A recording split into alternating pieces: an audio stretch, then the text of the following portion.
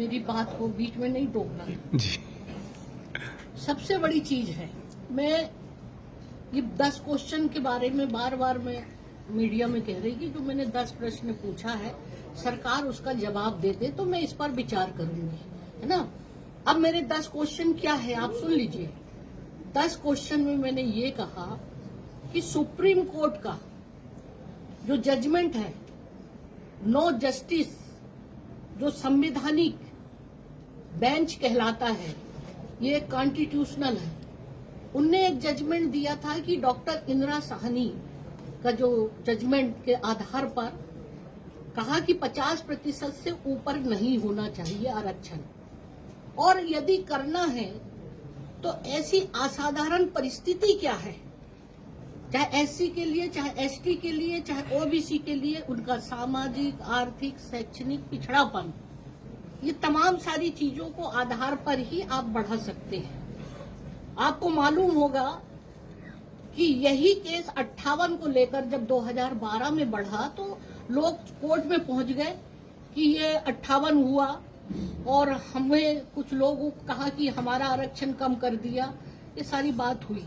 तो high court ने पूछा कि डॉक्टर इंदिरा साहनी के जजमेंट जब सुप्रीम कोर्ट ने कहा था कि 50 से ऊपर नहीं करना चाहिए, आप हमें बताइए कि क्या ऐसी परिस्थिति आई, ऐसा क्या डाटा है आपके पास एससी का, एसटी का और ओबीसी का।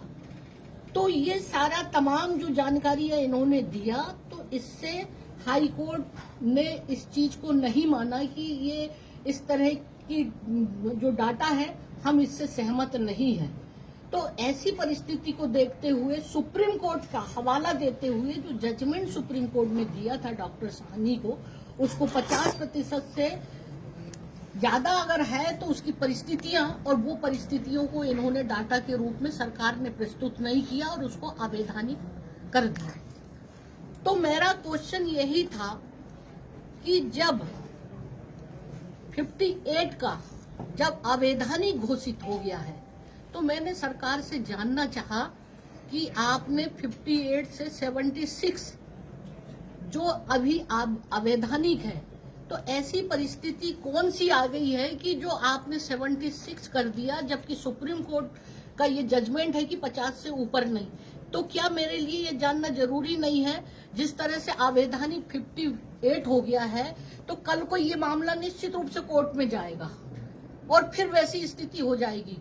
एक संवैधानिक प्रमुख होने के नाते मेरी जिम्मेदारी है कि जब तक मैं किसी भी चीज का समाधान नहीं कर लूं, मैं प्रदेश के हर वर्ग के हित के लिए सोच रही हूं, चाहे ओबीसी के साथ अन्याय ना हो, चाहे एससी के साथ ना हो, ना एसटी के साथ, ना अदर के साथ। अब जब आपने आर्थिक आधार का जो 4% बढ़ाया तो हमने कहा क्या आर्थिक आधार के लिए आपने कोई कमेटी बनाई, कोई सर्वेक्षण किया। अब उसी तरह से मैंने पूछा कि एससी एसटी के लिए भी अलग से कोई कमेटी बनाई, तब इन्होंने बताया केवल साधारण कि हमने कर्नाटक और ये तमाम सारे प्रदेशों का, तमिलनाडु और महाराष्ट्र, इनका हवाला देते हुए कि वहां पर भी इस तरह से बढ़ाया गया।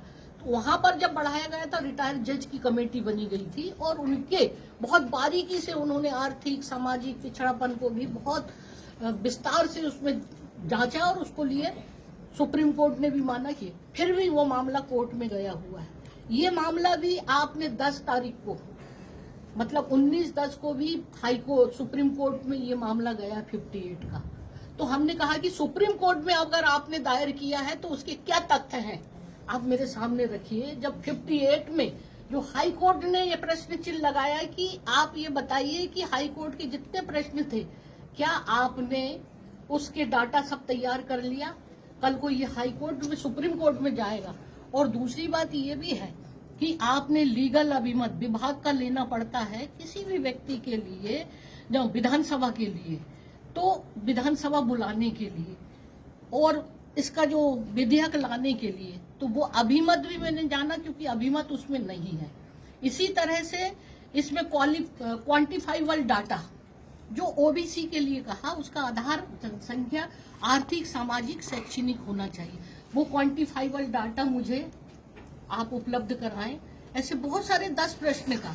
तो ये मेरा ये जो इसमें सोचना है कि मैं जल्दबाजी में अगर हस्ताक्षर कर दूं और जो परिस्थिति 58 की अवैधानिक हो गई है, ये भी अवैधानिक होकर और जो यथा स्थिति वैसे ही न हो जाए, और उन तमाम चीजों का मेरे को जान लेना बहुत जरूरी है कि मैं जब तक इन चीजों में ये भी कहूंगी कि आप अगर सरकार 2 पन्ने का मुझे लेटर भिजवा दें कि ये हमारे 10 क्वेश्चन का आंसर, मैं देखूंगी विधि अभिमत से ही द्वारा, ये मैं अपना व्यक्तिगत निर्णय नहीं है, ये 10 क्वेश्चन। मुख्यमंत्री जी आपकी तारीफ कर रहे हैं कि आप करना चाहती हैं। 1 मिनट, 10 प्रश्न जो हैं वो केवल मेरे विधि अधिकारी जो होते हैं उनका अभिमत से मैंने प्रश्न को उठाया। कोई भी कॉन्स्टिट्यूशनल लीगल कानूनी जो भी नियम प्रक्रिया, उसके आधार पर संवैधानिक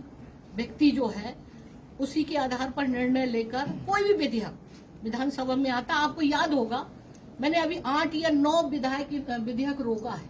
ऐसा नहीं है, ये हमें कॉन्स्टिट्यूशनल पावर मिला हुआ है कि या तो मैं इसको अपने पास रखूं या वापस कर दूं या राष्ट्रपति को रिफर कर दूं।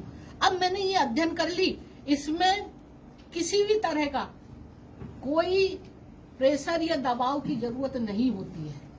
मैं इस संविधान में गवर्नर ही एक मतलब संवैधानिक नियम प्रक्रिया के तहत ही उसमें निर्णय लेता है।